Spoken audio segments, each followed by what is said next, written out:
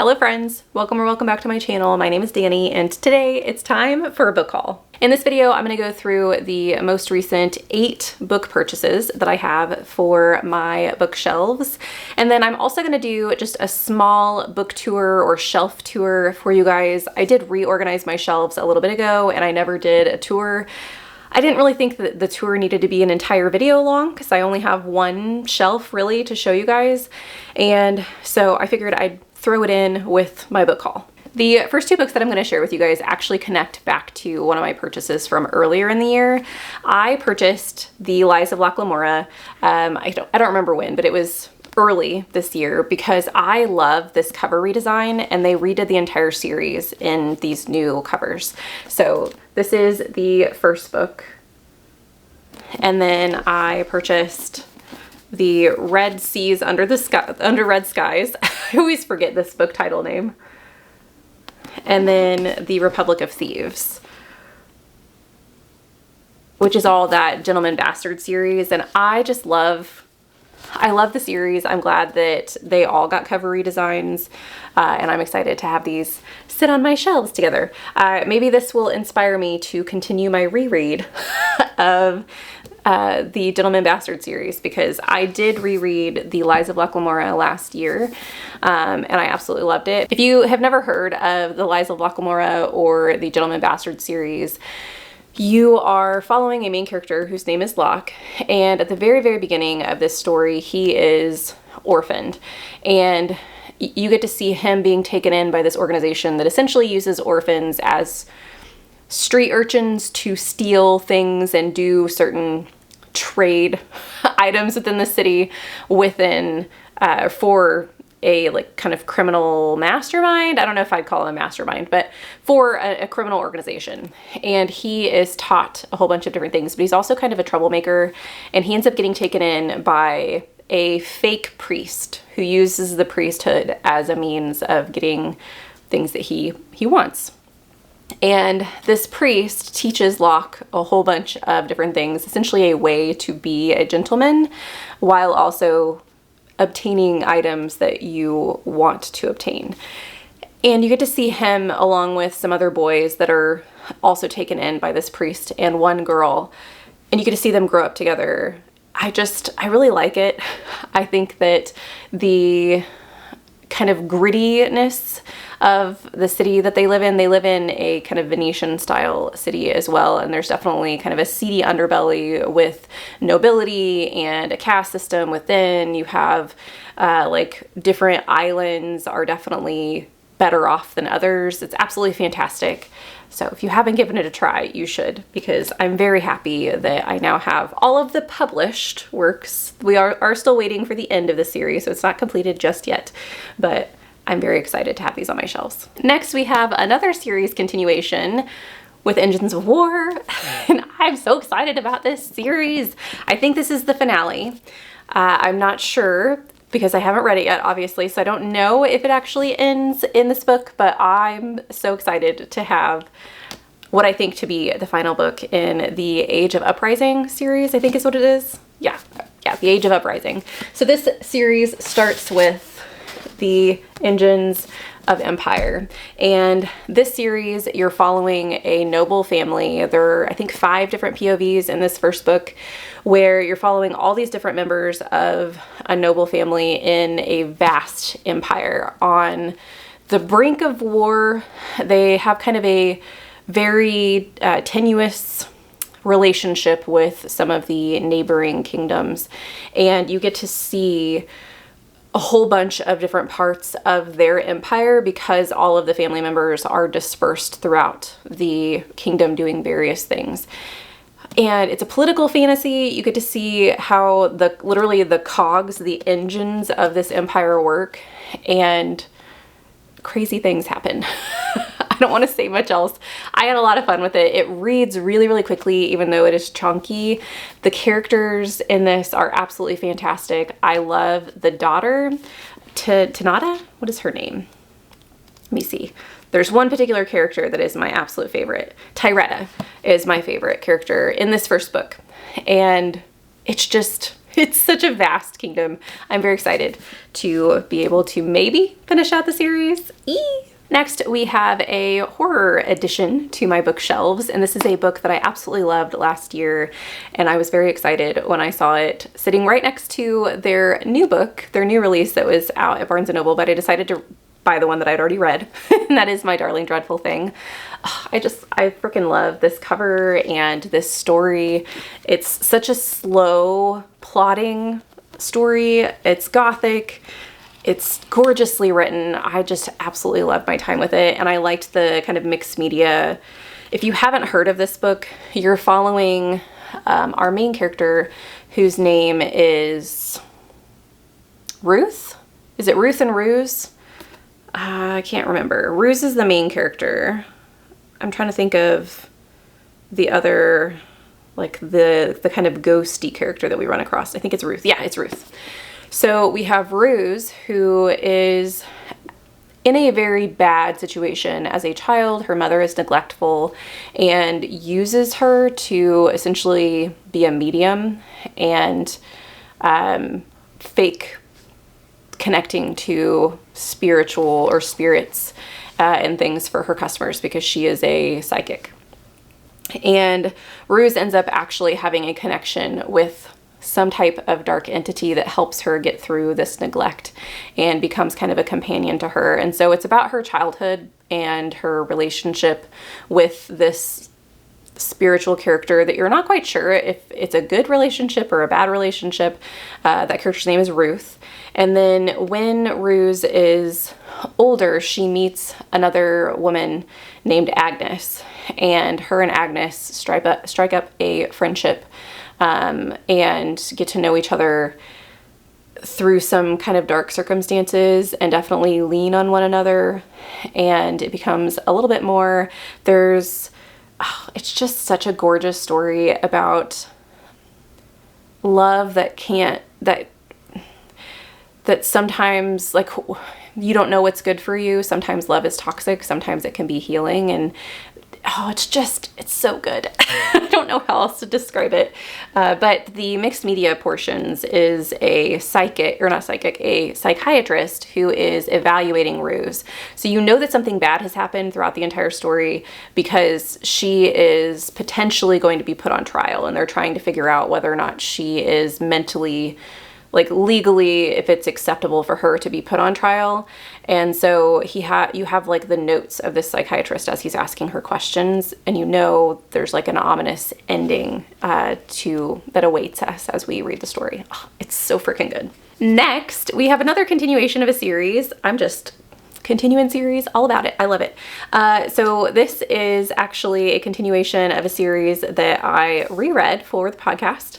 So I reread Delegate Dream Department Store, and the Delegate Dream Making District came out this year, and so I just had to have it. And it's another little cute book. I freaking love the size of Delegate is the same size as this as well. I haven't read this one yet, but I am very excited to eventually get back into this really kind of cozy, whimsical story. If you haven't heard of the Delegate Dream Department Store, it is a whimsical story featuring our main character, Penny. Is that her name? Yeah, Penny. So Penny, at the very beginning of the Delegate Dream Department Store, the first book in the series, she really wants to have a job at the Delegate Dream Department Store, which literally sells dreams to people. And she gets the job, and you get to see her get acclimated with what it means to sell dreams, what different types of dreams are out there for people, how they can be healing. And it's such a cozy, whimsical story. It is very episodic, so I was kind of shocked that I loved it, but I couldn't get enough. And so I had to see where the story goes from here. Next, we have Ancillary Justice by Anne Leckie. This is a book. You might be questioning why I purchased it, because I've literally tried reading this on audio 3 or 4 times at this point, and for whatever reason, it doesn't work for me. And so I want to try reading it immersively, and you're like, okay, why did you buy it? Why didn't you just borrow it from the library? First, it was on sale. Second, every time I pick it up on audio, I really love the way that the story is told. I like the route that it's taking. I just think I need to immersively read it in order for it to kind of stick in my brain. If you've never heard of ancillary justice, so you are following a character who, I don't remember what their name is. Do you see a theme? I don't remember names very well. Breck. It's Breck. So Breck is an ancillary, and you learn that there is kind of a conquering nation, a conquering peoples called the Wretch, I think is what they're called. And what do I want to tell you? They have made what are called ancillaries. They make them with human bodies, but they kind of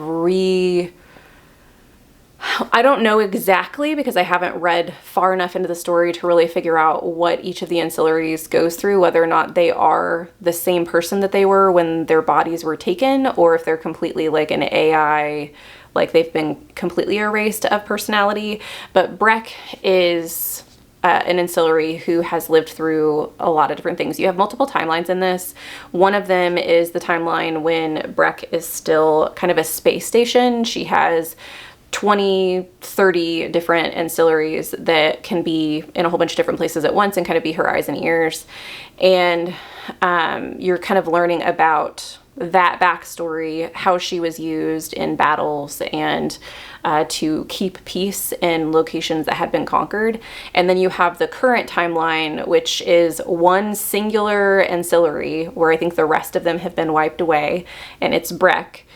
And Breck runs into someone from her past that has been injured, decides to kind of take her under their wing, and is definitely on the run, kind of trying to hide from something that's happened. I'm very curious about this, and I've liked it every single time I picked it up. I just knew I was missing so many important pieces that's why I continually start over at the beginning, and I'm like, okay, this was on sale. It was just a sign that I needed to buy it for myself, and then finally finish the story. Of course, it's a series, so I'm going to finish this book and then have to finish a whole bunch more, but I'm excited about it because I've really enjoyed my time with it so far. Next, we have Bury Our Bones in the Midnight Soil because I just had to buy it. I love V. Schwab. V. Schwab has written one of my all-time favorite books, which was The Invisible Life of Addie LaRue.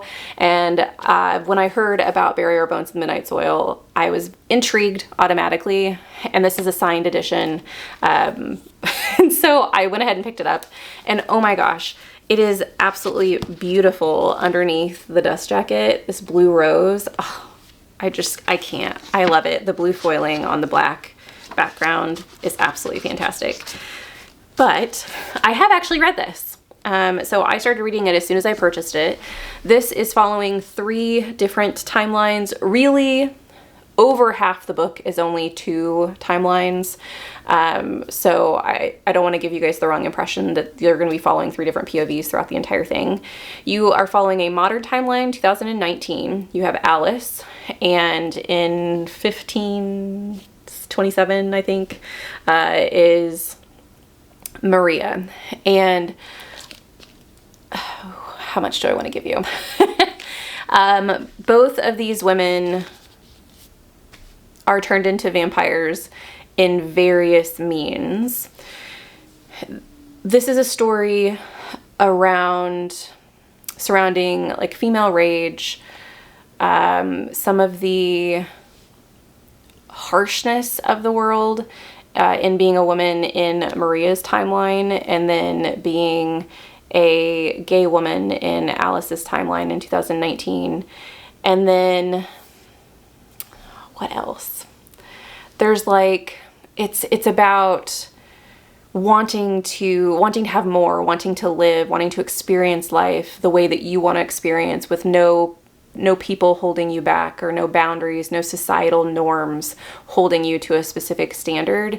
It's toxic as well, though. There are a lot of really horrible things that happen in this book, and some of it is done by our main characters. A lot of it is done by our main characters, and it was a very, very fun read. I do think, so I ended up reading this, I'll go ahead and tell you guys since you haven't seen me talk about this book at all. I rated this a 4.25, so it's not a brand new favorite of mine. I am glad I own it because I would like to read it again.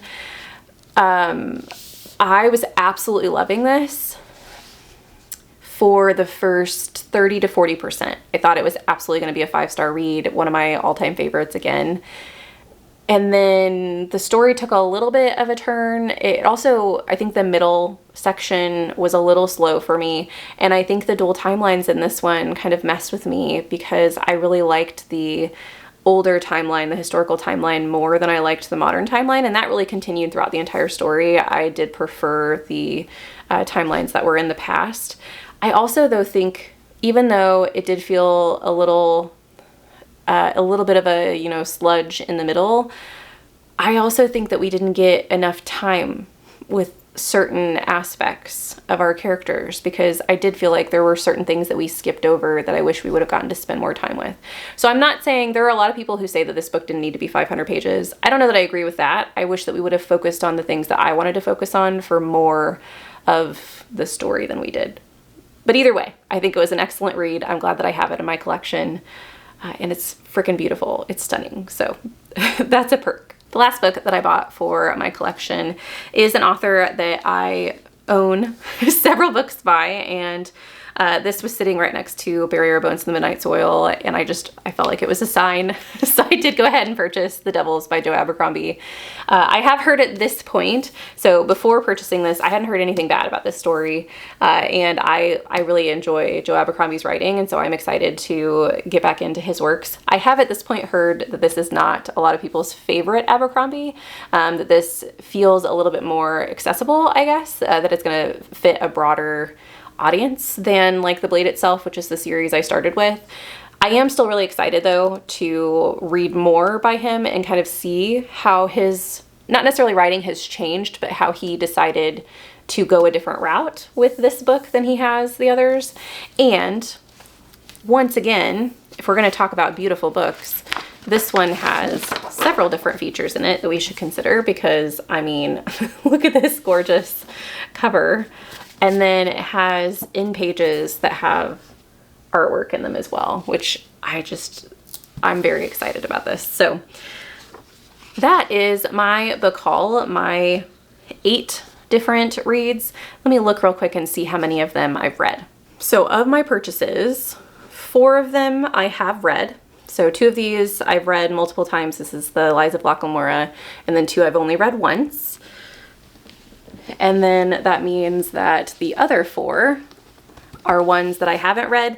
Technically, I've read part of Ancillary Justice, but I haven't finished it, so I don't think it should go on that list. But 2 of these are series continuations. One of these is by an author I've loved in the past, and then of course Ancillary Justice is a new author to me, but a book that I've had a taste of that I really enjoyed.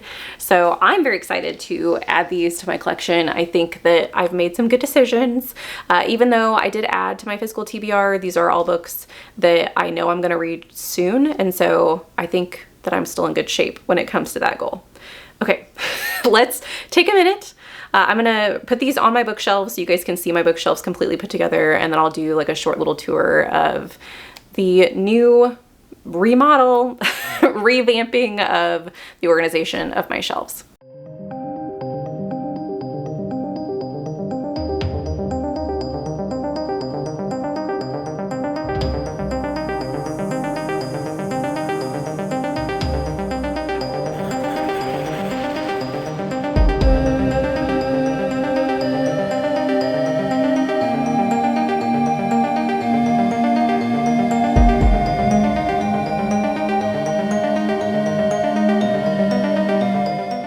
Okay, starting on the top shelf, I do have my horror collection here. I don't own very many horror novels because I don't reread them often. Out of all of these, I've read all of them, so there aren't any horror books that I have that are on my physical TBR, because these have all been stunning and I read them, or I purchased them after I've read them. And then we have some sci-fi. You'll notice as we go through my shelves that I do try and do some vertical genres. So like sci-fi is on the left side of my bookshelf, so you'll see some sci-fi on the left side of my bookshelf moving down as well. I do have 2 books that I own for the Sun Eater series that I haven't read yet, so those are on my physical TBR. We also have my little picture of Wally, which I love. And then we have some favorites moving further on. So we have my collection of Emily Wilde's Encyclopedia of Fairies, my Farseer trilogy, Invisible Life of Addie LaRue, The Name of the Wind. We have Foundry Side and The Blade itself. So that's my top shelf.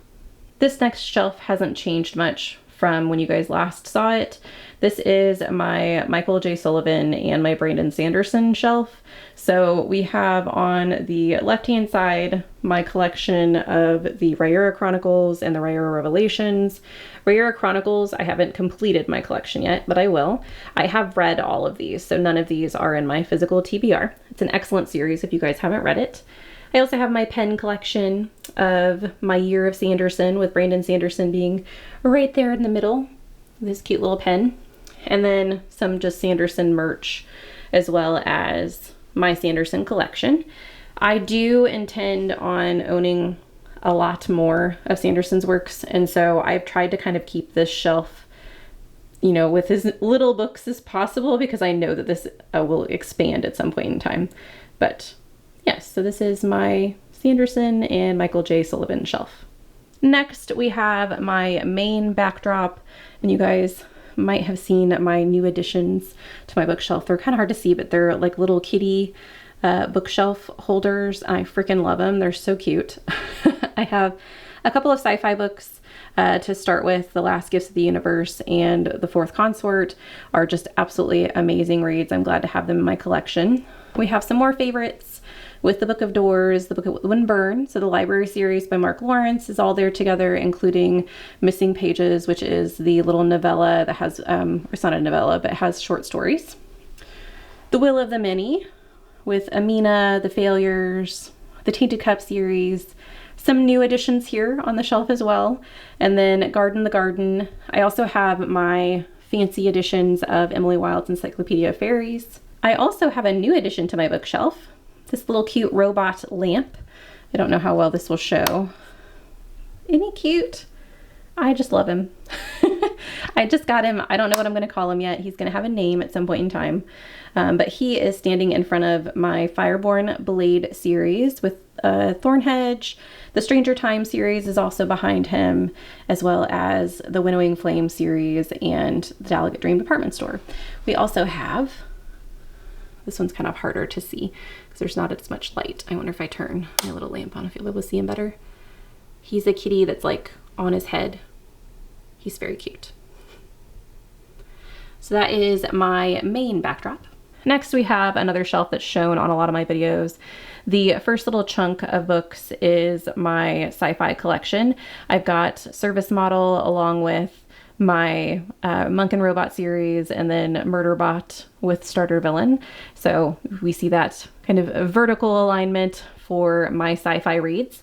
And then we have some cozy fantasy. So we have His Majesty's Dragon, the Natural History of Dragons series, and then I don't know why I put it on the same shelf, probably because it's the same height. You'll notice that a lot of my shelves now have like straight lines across them. I don't know, I just like the way it looks. So I did put some fantasy horror on this shelf with Strange Beasts, Foul Days, and then we have the Lies of Locke Lamora series, the Goblin Emperor series, and then the Doll Makers there on the end. Some epic fantasy with the Faithful and the Fallen series by John Gwynne, along with the Rook and the Rose series, Engines of Empire, or I should say the Age of the Uprising series, along with the Kings of the Wild. I've loved so many of these. Oh, I didn't tell you guys, I guess I haven't pointed out the physical TBR book. So I have read all of these with the exception of Ruin and Wrath and then Engines of War. So, and then on this shelf, I don't think there are any, there aren't any that I have not read on this shelf. So no physical TBR editions there. On the shelf directly above, the Devils, Garden the Garden, just right next to Bury Our Bones in the Midnight Soil. I think those, oh, and Poison Song, and then the second book in the Delegate Dream Department Store are the ones that I have on that shelf. In this bottom shelf, we have some more sci-fi on the left-hand side. I have the 5th season. I consider this sci-fi fantasy, so I don't know that it necessarily belongs all the way over to the left, but that's where I put it. So Got the 5th season series, and then the Stardust Shadow series with Hunt the Stars. It's a very cute sci-fi romance series. Ancillary Justice is there with City of Stairs and City of Blades, which I'm now noticing are in the wrong order. I'm gonna have to fix that. That is the Divine Cities series that I've absolutely loved from Robert Jackson Bennett.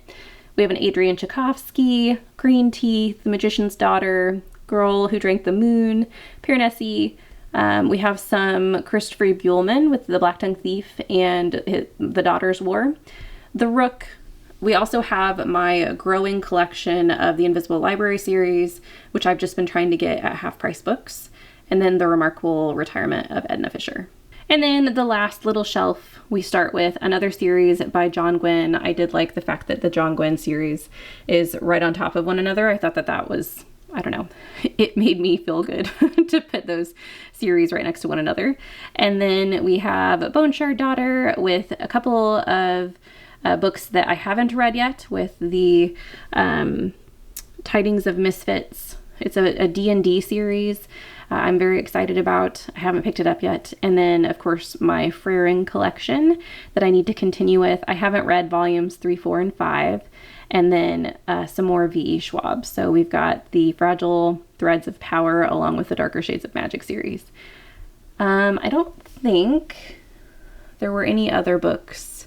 Oh, I guess I have not read the Mortal Word yet, because that's, I think, book 5 in the Invisible Library series. So that's another one that's on my physical TBR. But not too bad as far as my physical TBR goes. And that's it.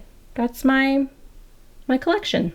I'm realizing now, after doing the video of my shelves, that I never outroed this video. So welcome back for a split second.